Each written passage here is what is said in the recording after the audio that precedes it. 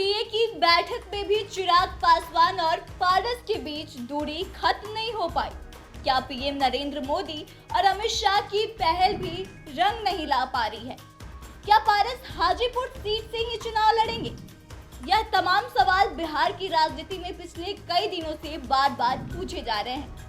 ऐसे में एक बार फिर से पशुपति पारस ने स्पष्ट तौर पर कह दिया है कि वह रामविलास पासवान के सच्चे उत्तराधिकारी है, इसलिए वह किसी भी हाल में हाजीपुर सीट से समझौता नहीं करेंगे। दरअसल केंद्रीय मंत्री सह हाजीपुर सांसद पशुपति पारस राजधानी पटना के पुस्तक विमोचन समारोह में शामिल हुए थे, जहां उन्होंने रामविलास पासवान के जीवन के ऊपर लिखी गई पुस्तक का विमोचन किया और इसी दौरान उन्होंने कहा कि मैं रामविलास पासवान का उत्तराधिकारी हूं। मुझे मेरे बड़े भाई ने कहा था कि आप हाजीपुर से चुनाव लड़े।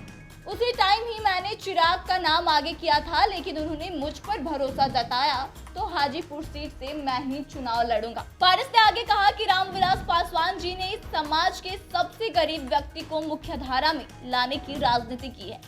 2019 में मेरे बड़े भाई ने मुझे हाजीपुर से चुनाव लड़ना सिखाया था। मैंने उनका आदेश माना और बिहार सरकार का मंत्री पद छोड़कर सांसद बना। इस लिहाजा मैं रामविलास पासवान जी का सच्चा उत्तराधिकारी हूँ, इसलिए मैं किसी भी कीमत पर हाजीपुर सीट नहीं छोड़ूंगा। 2024 का लोकसभा चुनाव में हाजीपुर सीट से ही करूंगा, यह बात साफ और स्पष्ट है। बता दें कि लोजपा रामविलास के राष्ट्रीय अध्यक्ष चिराग पासवान पिछले कई महीनों से ये कहते फिर रहे हैं कि इस बार उनकी पार्टी हाजीपुर लोकसभा सीट से चुनाव लड़ेगी। यह उनके पापा की कर्मभूमि है, ऐसे में वह इसे अपना सब कुछ मानते हैं, इसलिए इस सीट पर हमारी पार्टी चुनाव लड़ेगी। हालांकि उन्होंने कभी यह बातें नहीं कही कि वो खुद इस सीट पर चुनाव लड़ेंगे।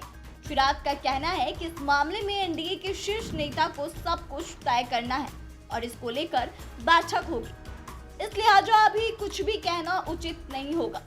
हालांकि हाजीपुर उनके पापा का कर्मभूमि है, तो यहाँ का उनको अधिक फिक्र रहता है। साथ ही आपको बता दें कि बिहार में भाजपा इस बार अपने 4 सहयोगियों के साथ मिलकर बिहार में 40 लोकसभा सीट पर कब्जा जमाना चाहती है। यहाँ वर्तमान में भाजपा के अकेले 17 लोकसभा सांसद हैं, जबकि उनके सहयोगियों को अगर मिला दे तो भाजपा के पास सांसदों की संख्या 23 है, जिसमें पशुपति पारस गुट के नेता और चिराग पासवान का नाम शामिल है।